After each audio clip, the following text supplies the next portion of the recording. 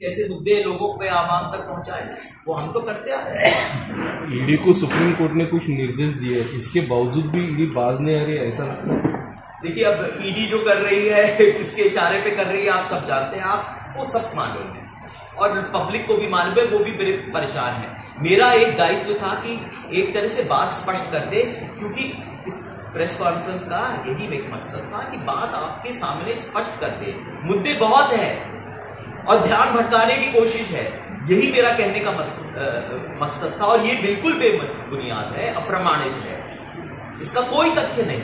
गुमराह करने की कोशिश आप करते रहिए। अब मैं नहीं जानता आगे क्या करेंगे, इनकी क्या मंशा है, किस तरह से करेंगे, कौन सा मौका लेंगे, किसके बात करेंगे, ये आप बेहतर जानते हैं। आप सियासत को अच्छी तरह पहचानते हैं।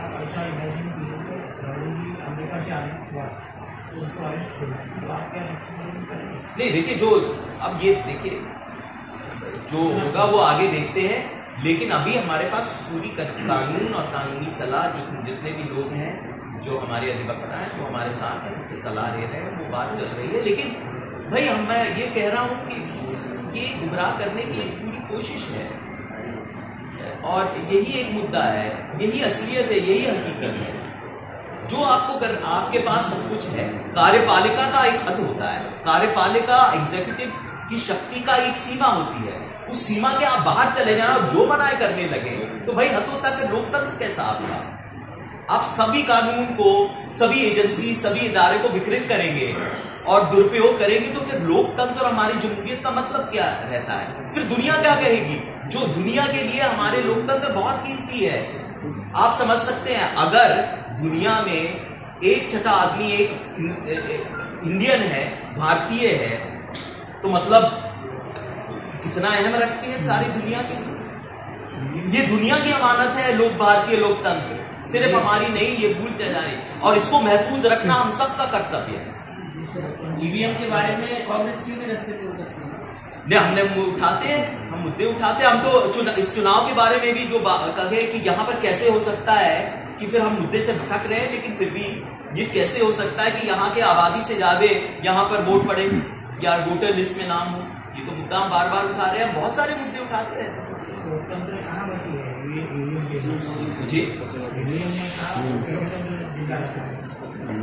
देखिए, ईवीएम का एक मकसद था। हम समझते हैं कि ईवीएम पे बहुत सारी चर्चा होगी, वो एक और वक्त, लेकिन हम समझते हैं कि यहाँ पर कार्यपालिका इतनी ज्यादा शक्तिशाली हो गई है और अपने जो शक्तियां हैं इतनी ज्यादा समेट ली है कि लोकतंत्र एक तरह से खतरे में पड़ गया।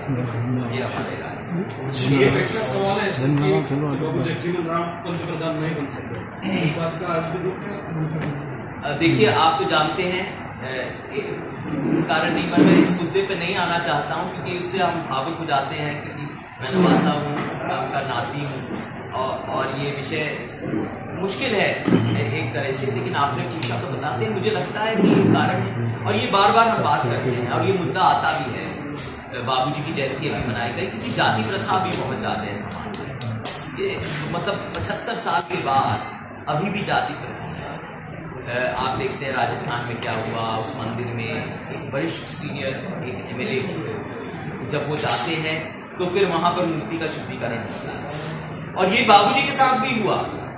जब वो, मैं आपको बताता हूं, जब वो प्रधानमंत्री थे 1978 में, वो गए थे बनारस में बीएचयू में, संपूर्णानंद जी जो मुख्यमंत्री थे, माल्यार्पण किया। जब बाहर चले गए तो उस मूर्ति का शुद्धिकरण हुआ। और जब वो उप प्रधानमंत्री थे तो जाति का एक जकड़ बहुत ज्यादा है हमारे समाज में, दुर्भाग्य की बात है। अब मैं उम्मीद करता हूं कि आने वाले समय में ऐसा ना हो।